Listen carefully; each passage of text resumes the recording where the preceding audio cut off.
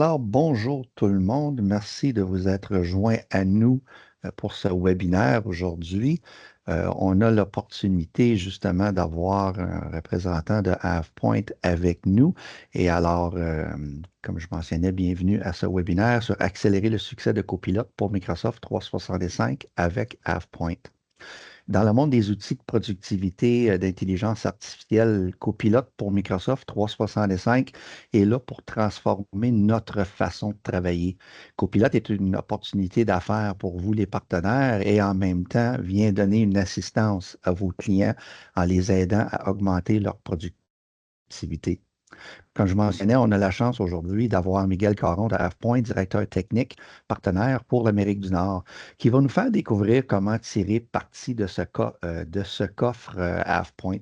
Miguel va partager avec nous de quelle façon AvePoint est en mesure de nous donner un coup de main pour garantir une adoption durable de Copilot pour Microsoft 365.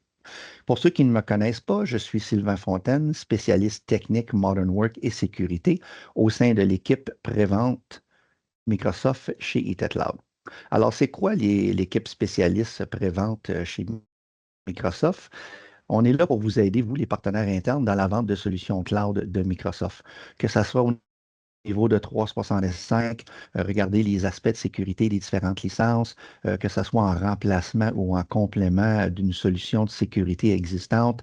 Dans Teams, on va vous assister, on va parler avec vous comment migrer un système téléphonique existant vers la téléphonie Teams, au niveau des appels domestiques, les interurbains, les numéros sans frais et tout ce qu'on pourrait faire aussi au niveau de l'intégration à un autre fournisseur de services aussi.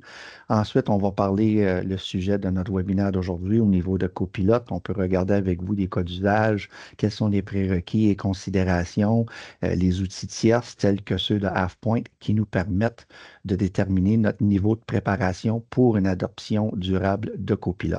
Et aussi Azure, comment déplacer les systèmes physiques dans le cloud, les postes de travail, systèmes comptables, serveurs de fichiers, bases de données, contrôleurs de domaine et autres. Alors, pour ce faire, vous êtes capable de venir réserver un appel avec nous, que ce soit en utilisant le code QR que vous voyez à l'écran, ou vous pouvez même en ce moment cliquer sur le bouton Réserver un appel. Et à partir de Sylvain, ce moment-là, oui. excuse-moi d'interrompre, mais est-ce que tu es supposé présenter une slide avec un code QR, puis je n'en vois pas présentement? Ah, OK. Est-ce que tout le monde voit la slide de Réserver un appel avec votre spécialiste Microsoft? Oui, on me OK, dit les gens. ça va. OK, parfait. C'est bon. Merci, Miguel. Et alors, comme je mentionnais, on voit à l'écran, on a 10 services de disponibles pour vous, les partenaires. À partir de ce moment-là, vous êtes en mesure de venir réserver un moment où on peut discuter ensemble des différentes solutions Microsoft. Et pour vous dire que le webinaire d'aujourd'hui sera disponible sur notre chaîne YouTube. Et oui, Eat It Loud est sur YouTube. Et on retrouve tous les webinaires et tous d'autres webinaires justement sur Copilot Bitdefender versus Microsoft Defender for Business. Et puis aussi notre programme Excellence, que ce soit Microsoft Business Premium et Copilot ou que ce soit notre programme Excellence Azure. Alors, sur ce, j'arrête ma présentation et je te remets la place, Miguel. Parfait, merci Sylvain. Donc, il y a quelqu'un qui a une question. Je pense qu'il y a une main levée avant de débuter. Ouais, on va aller voir ça. Est-ce que je la La main vois? vient de disparaître. Donc, la question Ah, OK. a été résolue peut-être, je ne sais pas. Parfait. Ouais, ouais, une petite erreur.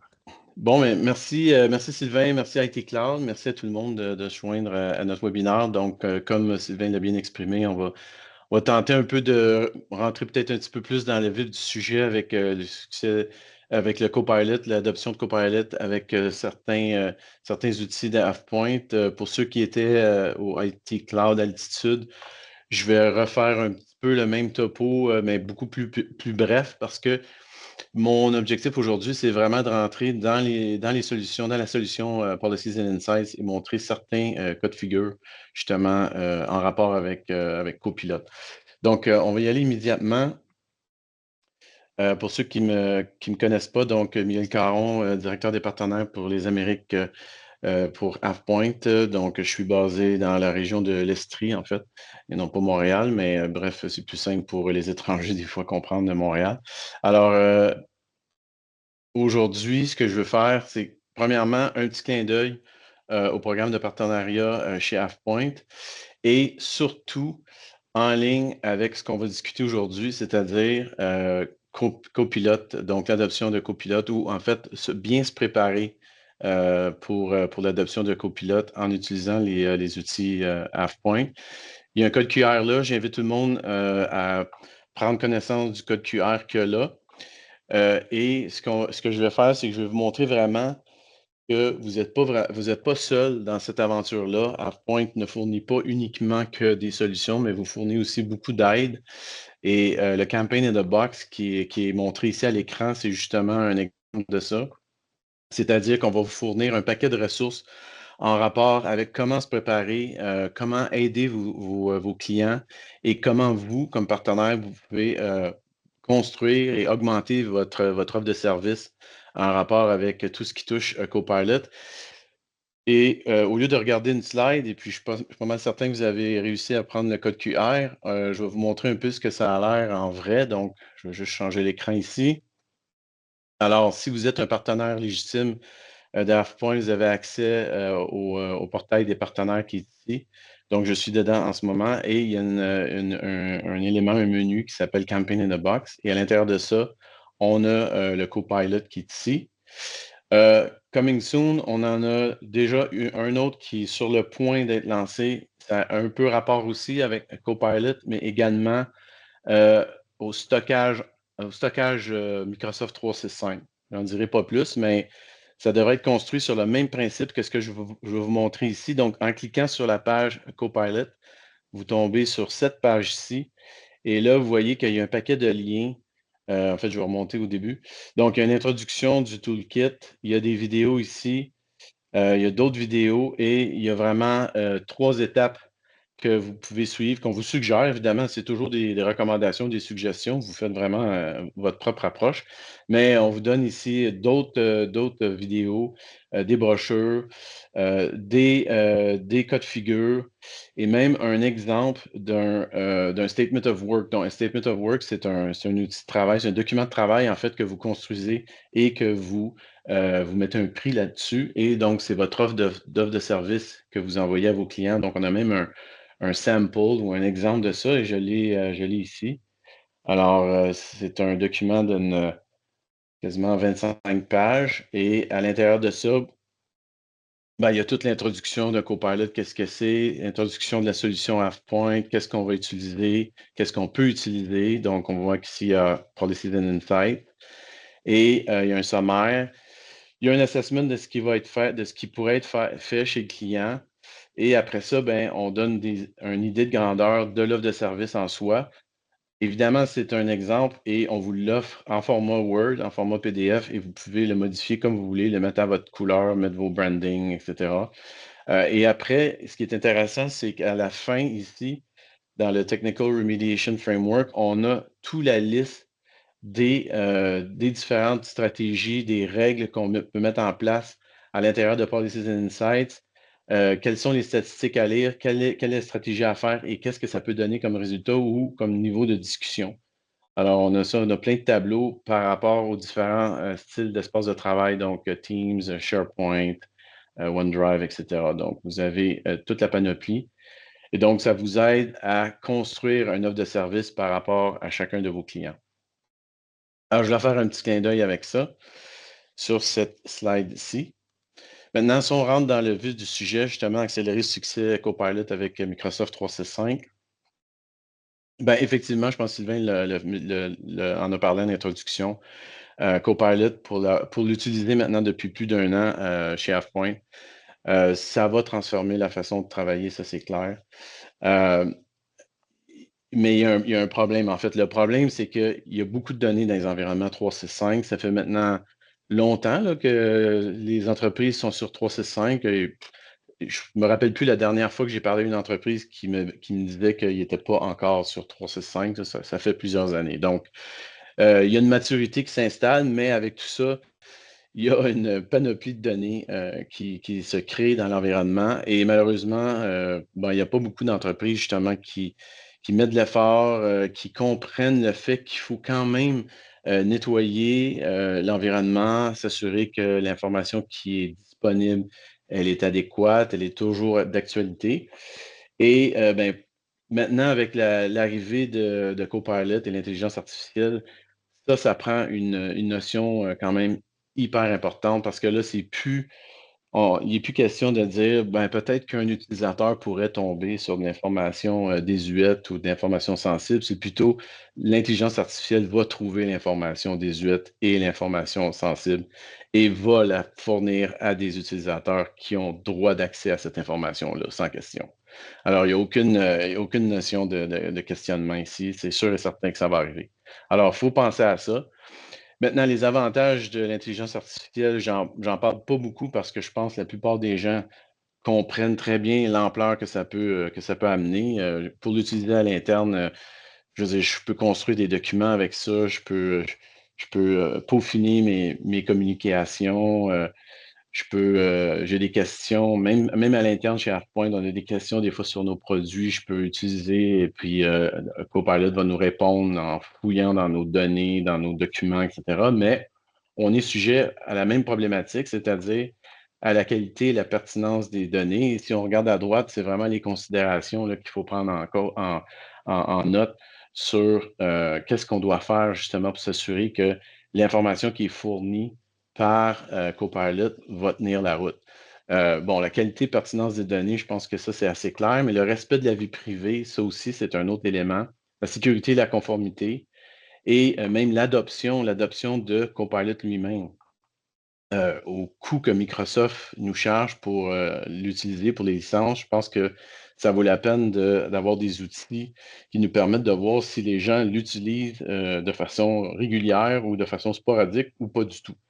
Aujourd'hui, ce n'est pas le but de notre présentation, mais à un moment donné, si ça vous intéresse, vous pourriez fouiller sur le site web d'AvePoint. On a une solution qui s'appelle tyGraph, qui est disponible depuis peu dans la plateforme Confidence Platform de AvePoint et qui peut vous donner justement ces informations-là si les gens utilisent de façon régulière, en fait, le Copilot. Alors, je vais essayer de changer d'écran. Ça ne marche pas. Voilà. Donc, la stratégie élaborée chez AvePoint, on essaie de la simplifier, en fait. Donc, comment préparer vos clients à l'adoption de Copilot?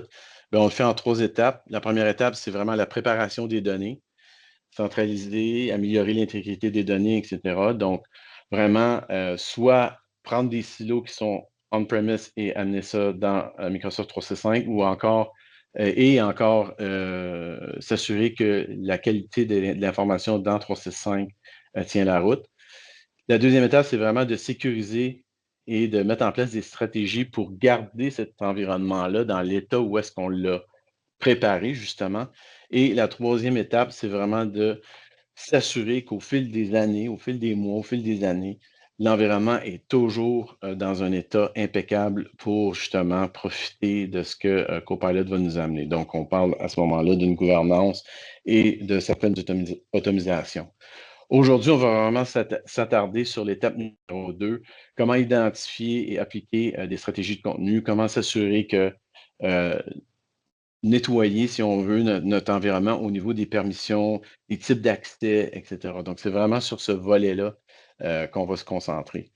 Et donc, le défi, c'est ça. Hein. Le défi, c'est que Copilot, il va effectuer des recherches partout à travers Microsoft 365 où est-ce qu'il y a accès. Puis, il ne se posera pas de questions.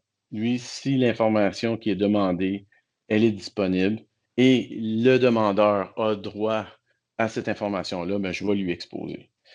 Il ne se posera pas de questions à savoir, ouais, mais c'est peut-être une information qui ne devrait pas avoir accès, etc. Un humain ferait ça dans certains cas, mais Copilot, lui, n'a aucun scrupule sur ce côté-là. Donc, la dépendance de Copilot au niveau des autorisations, c'est quelque chose d'important. Le manque de visibilité sur la pertinence des accès, Ça aussi, c'est important. Puis si on ne porte pas attention, ça augmente le risque. Le risque de fuite de données, etc. Donc, la solution, c'est vraiment de pouvoir identifier et gérer les informations sensibles et les permissions qui y sont associées. Et donc, à ce moment-là, vous allez pouvoir améliorer l'adoption et s'assurer que Copilot peut devenir une application importante et surtout amener un succès et minimiser, en fait, le risque de fuite par rapport à ça. Donc, on va rentrer immédiatement dans la solution. Je vais changer l'écran. Alors, ici, pour ceux qui ne sont pas familiers, la solution Policies and Insights ou même les solutions qui sont offertes chez IT Cloud, c'est disponible sous un seul endroit. Donc, ce qu'on appelle le Confidence Platform, ou l'ancien nom, c'était AvePoint Online Services. C'est notre portail web. Les solutions que je vous montre ici, c'est vraiment toutes les solutions qu'on peut intégrer dans une stratégie de Copilot et dans même l'utilisation de Copilot au bout du compte. Au niveau de ce que IT Cloud peut vous offrir, bien, évidemment, Policies and Insights ici.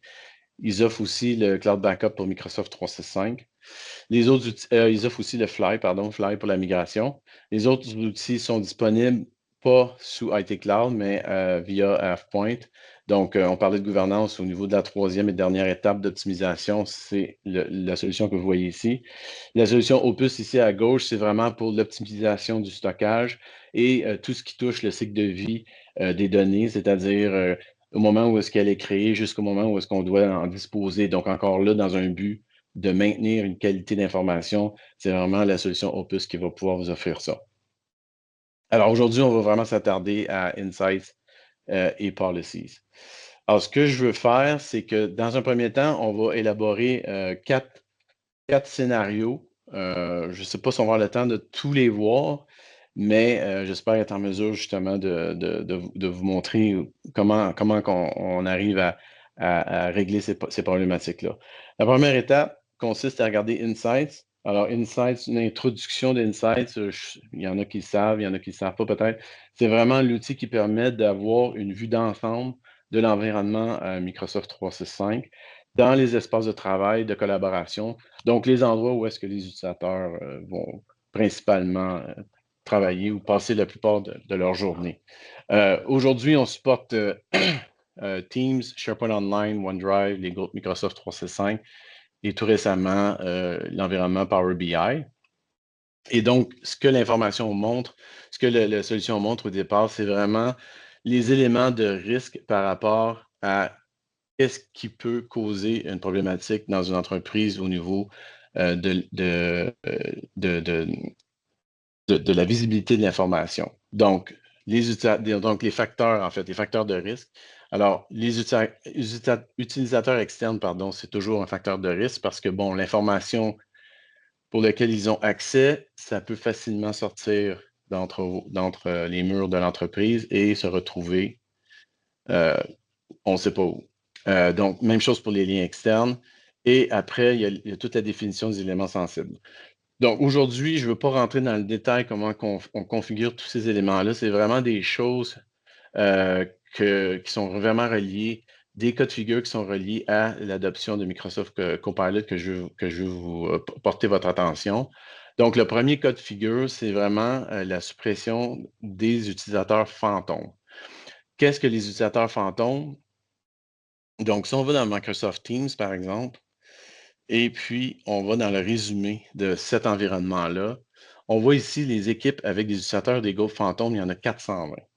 Bon, les utilisateurs fantômes, c'est des utilisateurs qui ne sont pas membres ou propriétaires des équipes en question, mais qui ont quand même accès à l'information parce qu'ils ont accès au site SharePoint uniquement. Alors, comment c'est possible? Très, très simple.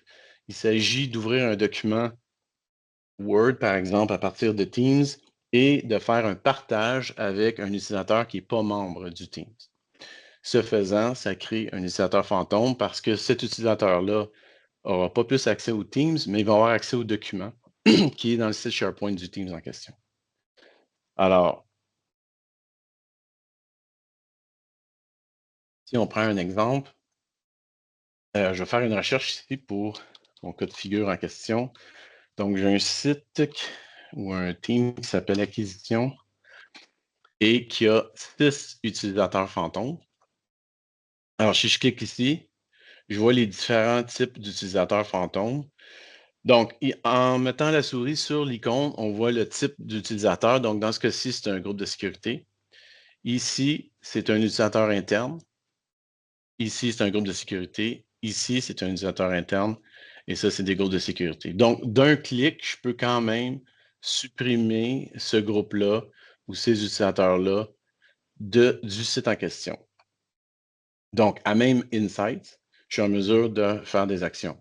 Maintenant, ce qu'on fait là, pour une situation particulière, ça peut fonctionner. Pour l'ensemble d'un environnement, c'est impensable. Donc, la façon de faire, c'est vraiment de mettre en place une stratégie qui va analyser l'environnement contre les utilisateurs fantômes.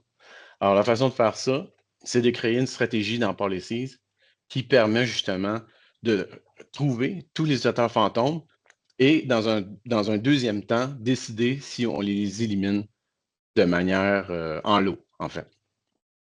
Donc, ça, c'est le premier cas de figure que je vais vous montrer.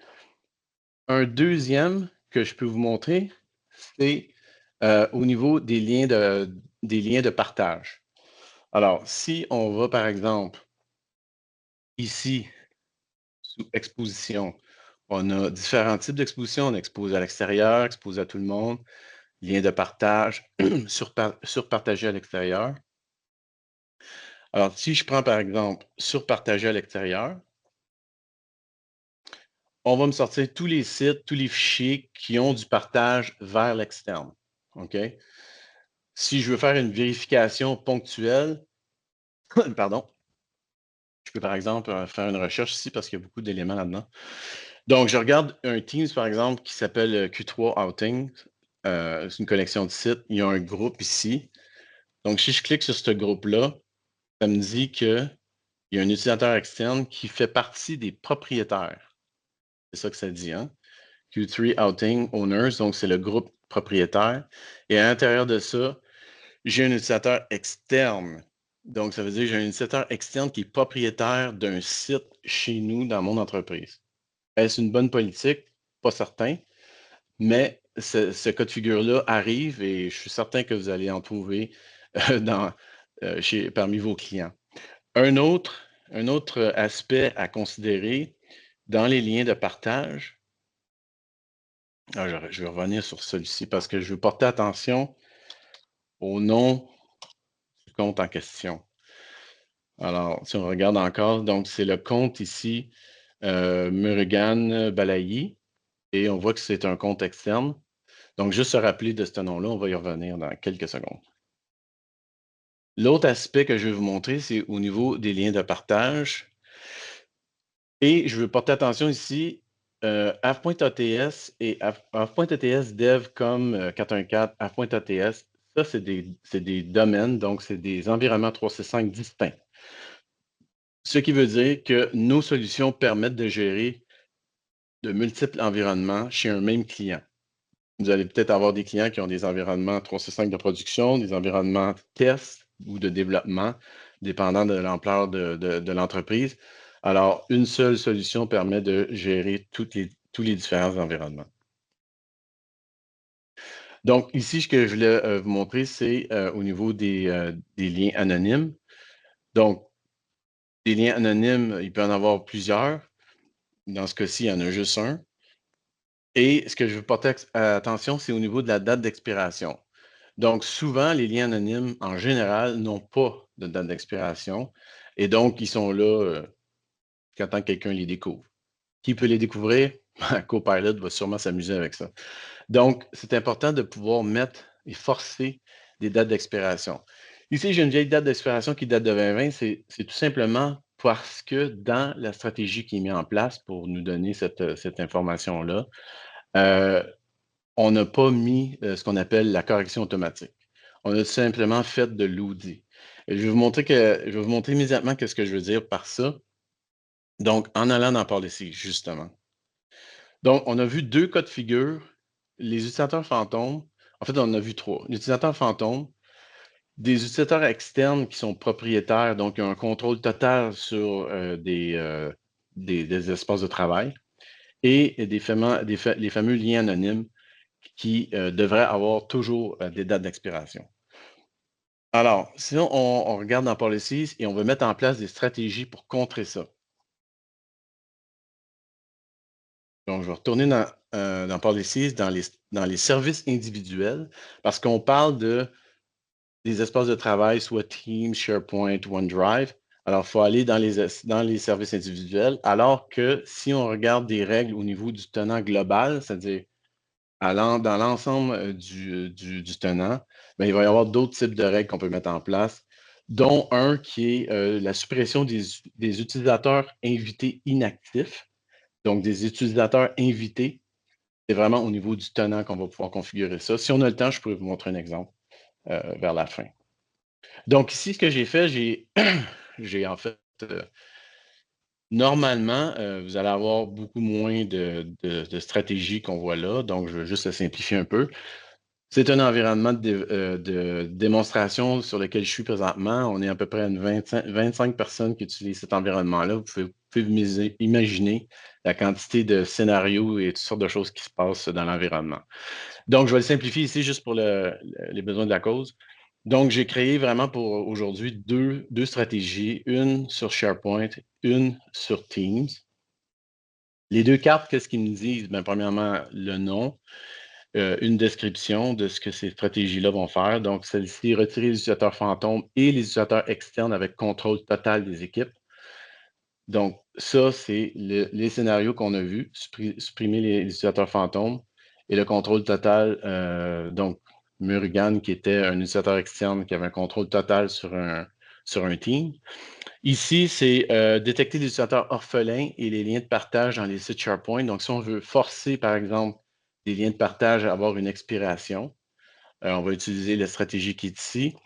Les utilisateurs orphelins, des utilisateurs orphelins, c'est quoi dans la définition de Policies and Insights? C'est des utilisateurs qui n'ont plus, soit qui ont été bloqués, soit que le compte a été désactivé ou le compte a été supprimé, mais dont le nom du compte existe toujours à l'intérieur de chacun des espaces de travail. Donc, c'est les utilisateurs orphelins.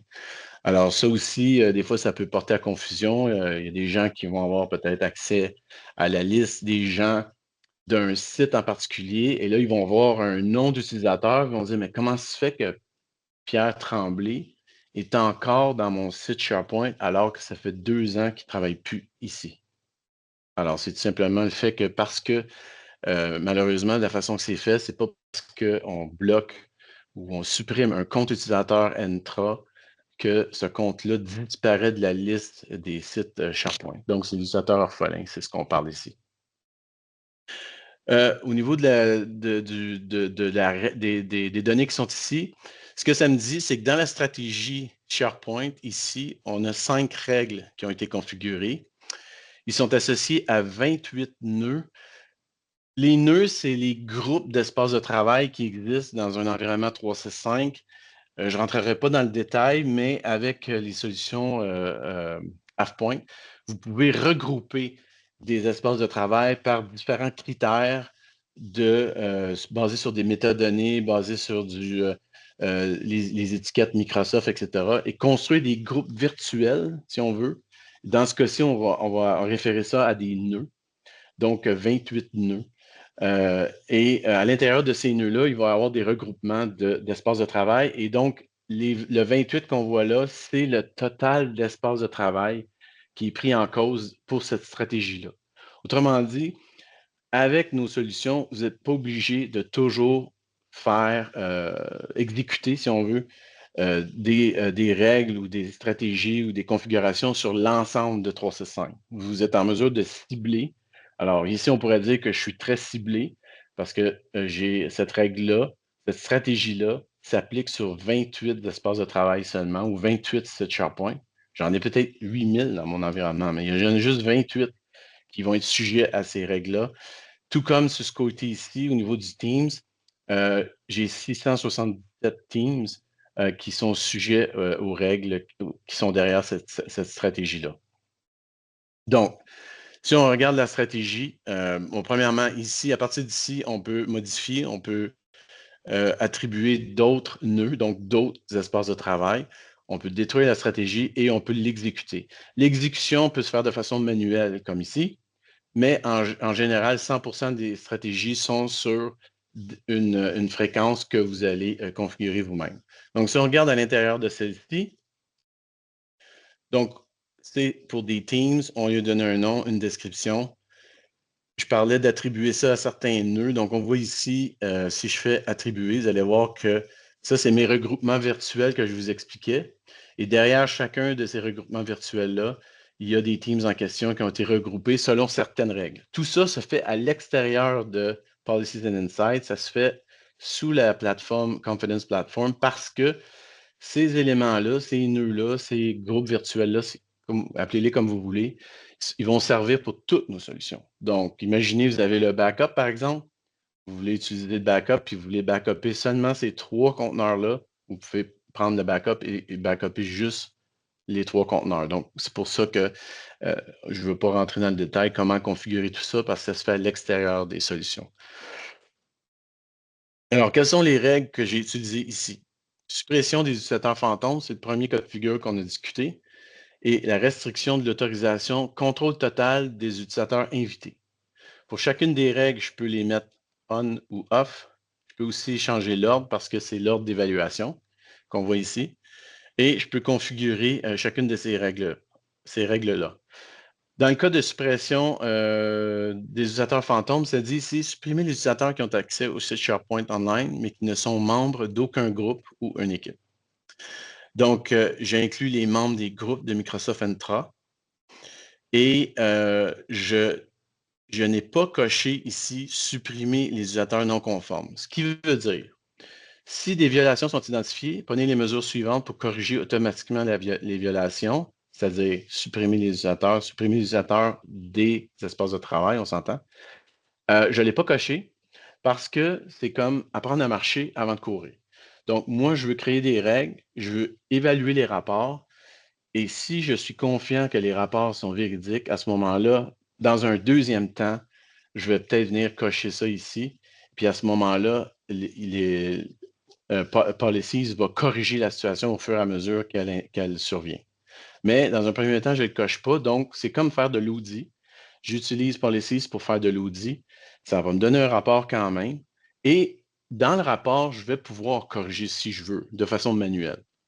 Alors, ça dépend comment vous voulez présenter cette situation-là à vos clients. Et évidemment, je peux envoyer des notifications à des administrateurs, aux propriétaires des groupes d'équipe ou des gens en particulier. Dans ce cas-ci, je l'envoie à moi-même. Alors, ça, c'est le premier exemple. Donc, supprimer les utilisateurs fantômes. Et ensuite, la restriction du contrôle total, si on regarde la règle, ça dit signaler les utilisateurs invités qui disposent de l'autorisation contrôle total au niveau des sites et retirer-leur cette autorisation-là. Donc, la même chose, dans un premier temps, je peux décider si c'est les utilisateurs invités dont l'accès est accordé individuellement et ou hérité des groupes. J'ai coché les deux. Et encore une fois, si des violations sont identifiées, je ne prends aucune mesure dans un premier temps. Je veux juste m'assurer, je vais regarder les rapports, je vais voir si ça fait du sens. Si ça fait du sens, je pourrais cocher une ou ces deux options-là. Et à ce moment-là, à chaque fois que la règle tourne, ben, ça va se nettoyer automatiquement. Et au niveau des notifications, j'ai rédigé ça la même chose. À quelle fréquence que ça va rouler cette stratégie-là? Je vous l'ai dit, il y a une façon de le faire manuel, donc je peux le faire là. Je peux le faire aussi selon une planification. Donc ici, c'est à tous les jours, donc une fois par jour. Cette stratégie-là va aller surveiller l'environnement en fonction de ce que vous allez mettre ici. Vous pouvez aussi jouer on-off pour chacune des règles. Si vous avez plusieurs règles dans une stratégie, vous voulez les tester une par une, vous pouvez faire ça. Et en bas ici, ben, si je fais des modifications, je peux enregistrer simplement et attendre que la règle roule, c'est-à-dire dans ce cas-ci, à 15h33 aujourd'hui, ou je peux l'exécuter maintenant. Donc, il y a vraiment deux façons d'exécuter une règle ponctuelle. Et ça, c'est la deuxième ici. Maintenant, si je veux valider qu'est-ce que ça me donne comme résultat, là, je vais aller dans le tableau de bord ici et on va aller voir Teams. Donc, équipe Microsoft, 3 règles non conformes, 228 violations. Je clique ici. Donc, ce qu'on a regardé il y a 5 secondes, c'est la règle ici, les fantômes et externes. Ces deux règles, c'est-à-dire cette stratégie-là, et les deux règles en question, suppression des utilisateurs fantômes et restriction de l'autorisation, contrôle total de l'utilisateur invité. Donc, si on regarde le détail de la première, donc ça, c'est vraiment suppression des utilisateurs fantômes. À l'intérieur de ça, je vais essayer de vous en trouver, là. En fait, il y en a plein. Donc, tous les utilisateurs qu'on voit ici, c'est les utilisateurs qui sont fantômes, c'est-à-dire qui ont accès à ce Teams-là en question. C'est-à-dire qu'ils ont accès au site SharePoint de ce Team-là, mais ils ne sont pas membres du team en question. Et dans ce cas-ci, si je fais une recherche rapide, ouais, c'est ça, ici, je vais vous montrer. Donc, ici, ça dit, si on regarde, même si je clique ici, je vais avoir un meilleur détail. Alors, ça dit que les utilisateurs non conformes, entre autres, il y a cet utilisateur-là, Tony Copa, qu'on a vu tantôt. Donc, si je retourne à Insights, et puis je vais dans au niveau des utilisateurs fantômes dans Teams, je me rappelle bien, c'est ici, 420. Ici, on fait une recherche sur le site en question. Voilà. Et j'avais l'utilisateur Tony Copa, af.ats.com. Si on regarde le résultat de ma stratégie, Tony Copa est là. Donc, là, en ce moment, vous voyez que c'est de l'audit. Il n'y a rien qui s'est passé. Ça m'envoie un rapport. En passant, les rapports en général, vous pouvez les exporter. Et donc, en faisant ça, vous pouvez envoyer ça à des gens qui sont peut-être responsables de ces sites-là, etc. Donc, vous pouvez faire du travail d'analyse approfondi. Et vous pouvez corriger manuellement. Il y a le bouton corriger. Si je cliquais ici, tous ces comptes-là seraient supprimés du team en question ou du site SharePoint associé en question parce que la correction automatique, elle est désactivée. C'est ma recommandation, c'est la recommandation qu'on fait à tout le monde, c'est-à-dire de mettre en place des stratégies, mais pas la correction automatique. Attendez vraiment que les gens qui sont concernés par ça soient confiants des résultats des rapports. Et une fois que ça peut prendre plusieurs semaines, même plusieurs mois, et à un moment donné, ben, ils vont dire, OK, mais on peut-tu automatiser ce travail-là? Et là, vous avez juste à aller cocher les cases à cocher en question et ça va se corriger automatiquement et vous allez quand même toujours avoir un rapport. Ce rapport-là va rester. La seule chose, c'est que la correction automatique va avoir été à oui, mais vous allez quand même pouvoir cliquer ici et voir ce qui a été fait.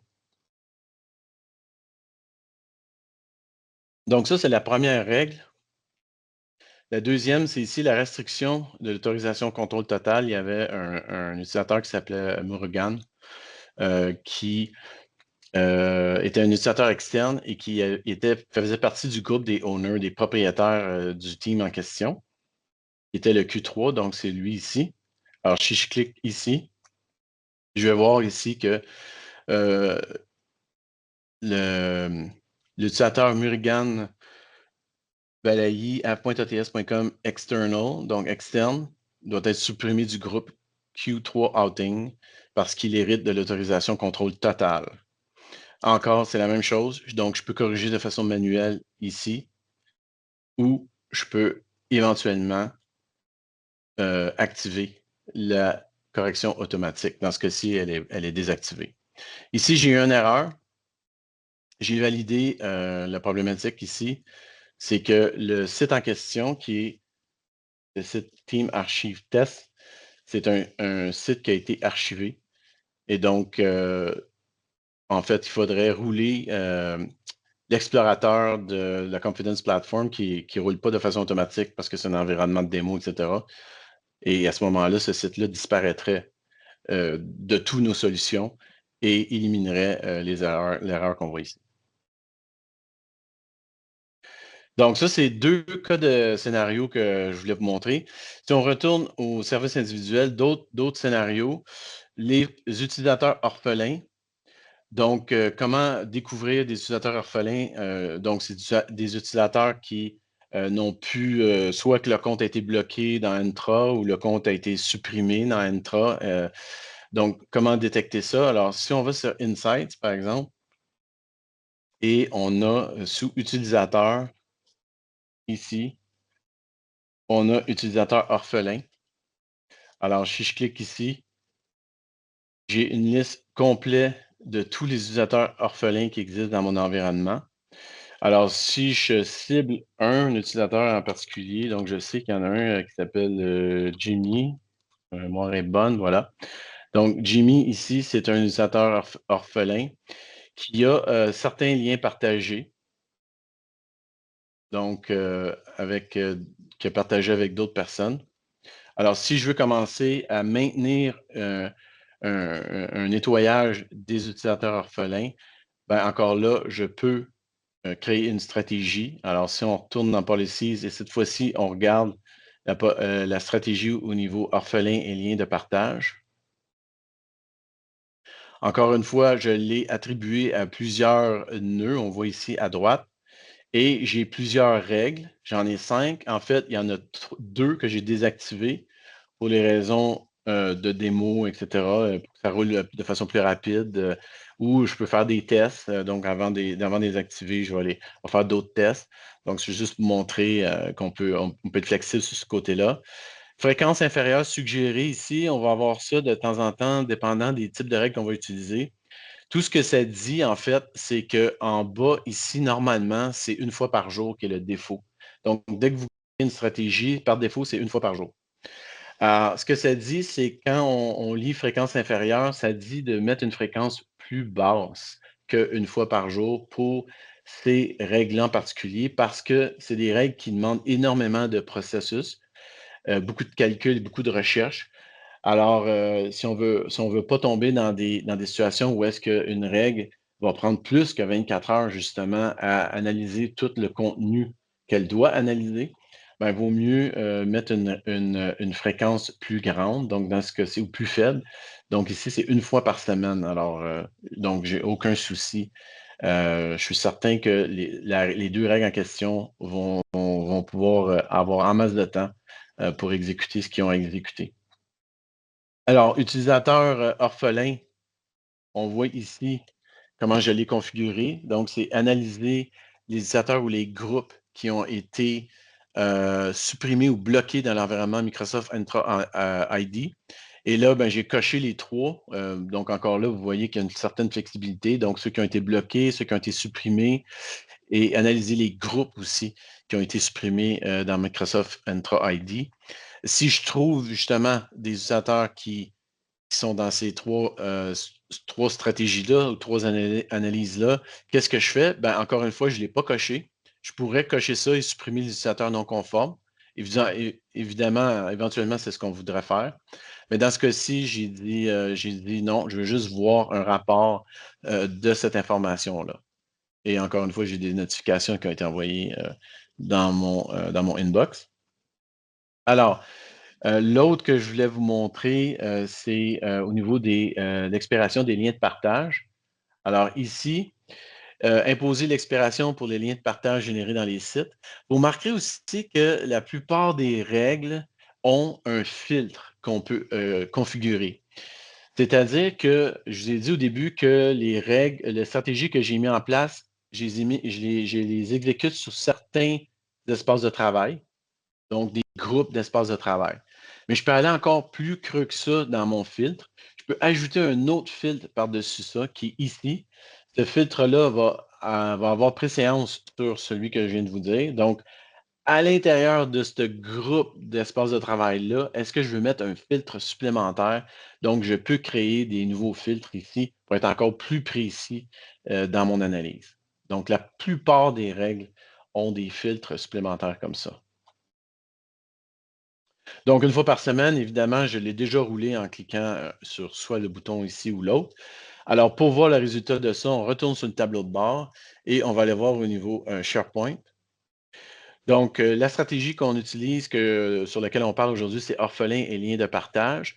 Donc, j'ai l'analyse des utilisateurs orphelins. Alors, on avait Jimmy machin, là, qui était un orphelin.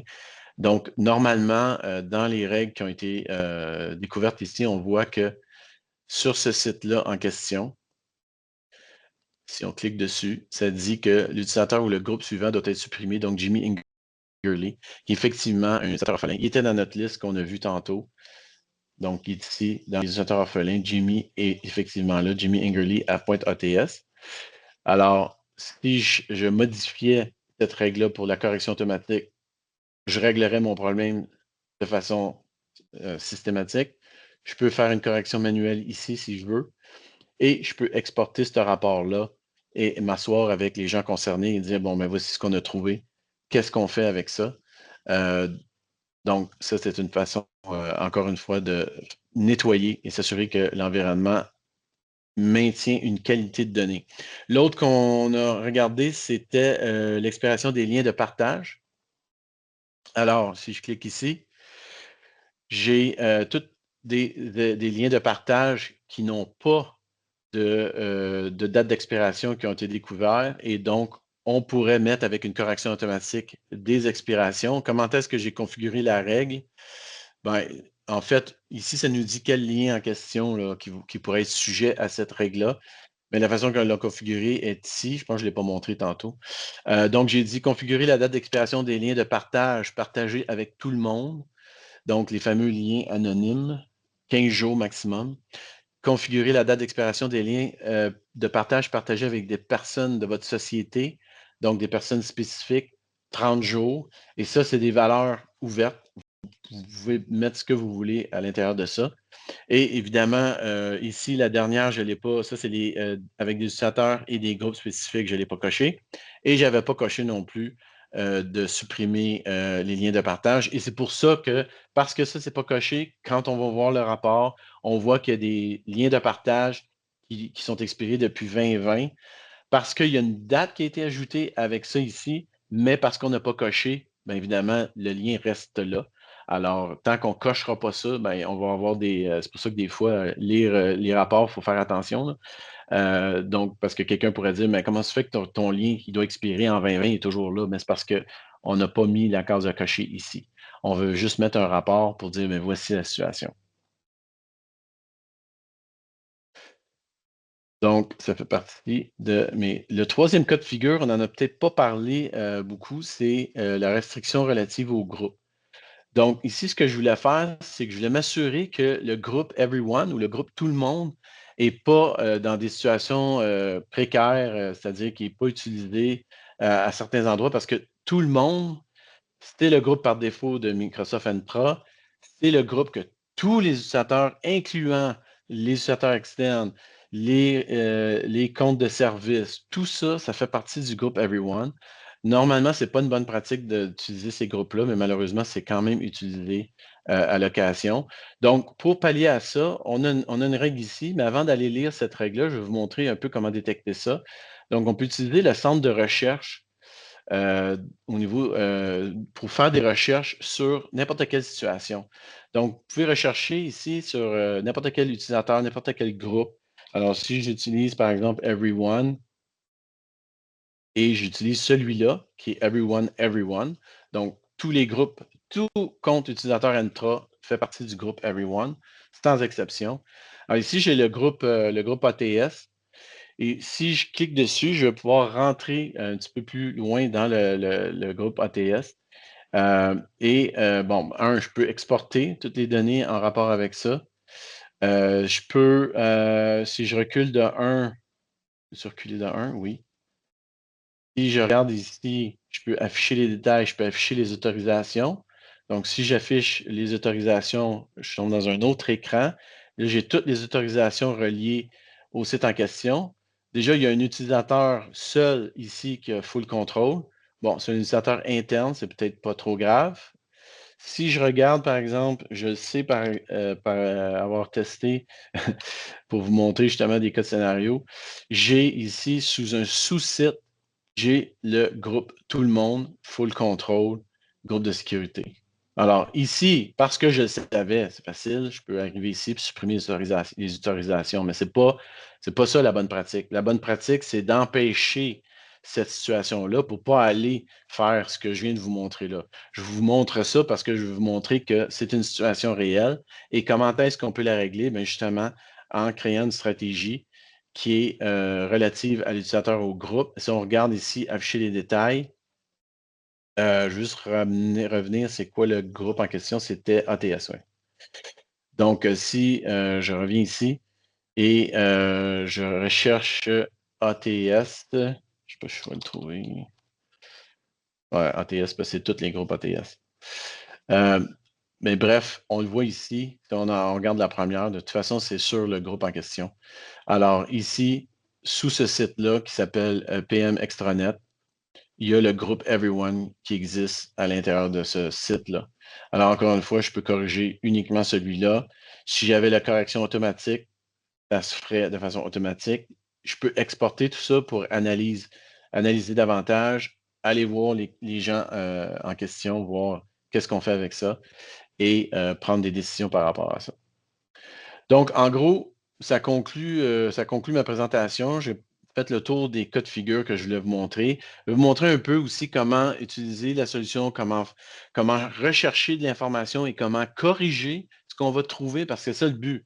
Le but, c'est d'avoir insights pour nous soumettre des situations, nous faire voir, en fait, des situations qui se passent dans l'environnement.